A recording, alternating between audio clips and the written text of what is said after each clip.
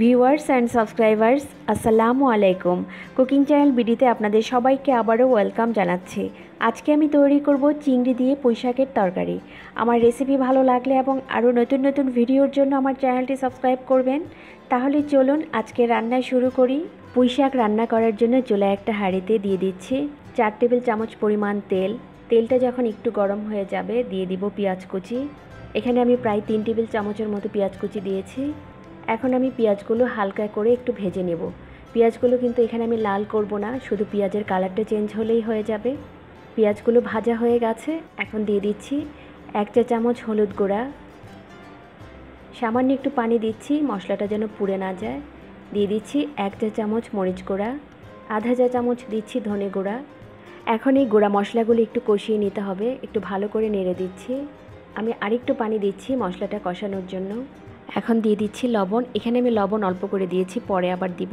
দিয়ে দিচ্ছি রসুন বাটা আধা চা চামচ, আদা বাটা দিচ্ছি আধা চা চামচ। এখানে মশলাগুলো খুব ভালো করে কষিয়ে নিতে হবে। আমি এখানে মশলাগুলো প্রায় 4 থেকে 5 মিনিটের মতো কষিয়ে নেব। মশলাগুলো কষানো হয়ে গেছে। এখন দিয়ে দিচ্ছি চিংড়ি মাছ। এখানে চিংড়িগুলোর মাথা ফেলে খোসাগুলো ছিলে নিয়েছি, আর চিংড়ির মধ্যে যে একটা রক থাকে সেটা ফেলে ভালো করে ধুয়ে নিয়েছি। এখানে আমি 1 কাপের মতো চিংড়ি মাছ দিয়েছি। এখন মশলার সঙ্গে খুব ভালো করে চিংড়িগুলোকে কষিয়ে নিতে হবে। আমি চিংড়িগুলো এভাবে নেড়ে নেড়ে প্রায় 2-3 মিনিটের মতো কষিয়ে নিব। আর আমরা সবাই জানি যে চিংড়ি বেশি কুক করলে শক্ত হয়ে যায়। চিংড়িগুলো কষানো হয়ে গেছে। এখানে আমি পুঁইশাক নিয়েছি 500 গ্রাম। পুঁইশাকগুলো খুব ভালো করে ধুয়ে পাতাগুলো ছোট ছোট করে কেটে নিয়েছি, আর পুঁইশাকের যে ডাঁটাগুলো আছে সেগুলো আমি ছোট করে কেটে নিয়েছি। এখন পুঁইশাকগুলো দিয়ে দিচ্ছি। এখানে আমি অর্ধেকটা শাক দিব, কারণ হাঁড়িটা যেহেতু ছোট একবারে দেয়া যাবে না। অর্ধেকটা শাক দিয়ে আমি লবণ দিয়ে ঢেকে দিব। শাকটা যখন নরম হয়ে আসবে বাকি শাকগুলো দিয়ে দিব। এখানে আমি পরিমাণ মতো লবণ দিচ্ছি, আর লবণের পরিমাণটা কিন্তু একটু সাবধানে দিতে হবে, কারণ শাকটা রান্নার পর কিন্তু অনেকখানি কমে যাবে। আমি শাকগুলো একটু নেড়ে দিচ্ছি। এখন বাকি যে শাকটুকু ছিল সেই শাকটুকু আমি দিয়ে দিচ্ছি। আবারও ঢেকে দিচ্ছি শাকটা সেদ্ধ হওয়া পর্যন্ত। শাকগুলো সেদ্ধ হয়ে কিন্তু অনেকটাই কমে এসছে, আর শাক থেকে কিন্তু বেশ পানি উঠেছে। এখানে কিন্তু আমি এক্সট্রা কোনো পানি দিইনি। আমার মনে হচ্ছে এই পানি দিয়েই শাকটা সেদ্ধ হয়ে যাবে।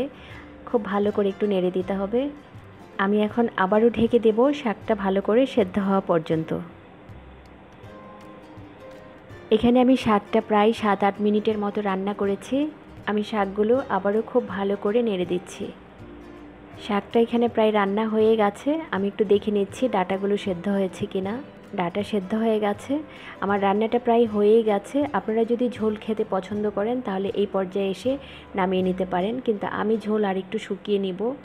এখন আমি আর ঢেকে দিব না, এইভাবে ঢাকনা ছাড়াই আমি ঝোলটা শুকিয়ে নিব।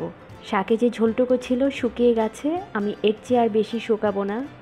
আমার রান্নাটা হয়ে গেছে, আমি চুলাটা অফ করে দিয়েছি। এখন একটা সার্ভিং ডিশে সার্ভ করছি। হয়ে গেছে আমার পুঁইশাক রান্না। এভাবে চিংড়ি দিয়ে পুঁইশাক রান্না করে দেখেন, খেতে খুবই ভালো লাগবে। আমার কাছে তো এভাবে চিংড়ি দিয়ে পুঁইশাক রান্না খেতে খুবই ভালো লাগে। আমার রেসিপিগুলো ভালো লাগলে লাইক ও শেয়ার করবেন, আর প্লিজ আমার চ্যানেলটি সাবস্ক্রাইব করবেন। আবারও কথা হবে নতুন কোনো রেসিপি নিয়ে। সেই পর্যন্ত সবাই ভালো থাকবেন। ভিডিওটি দেখার জন্য সবাইকে অসংখ্য ধন্যবাদ। আল্লাহ হাফেজ।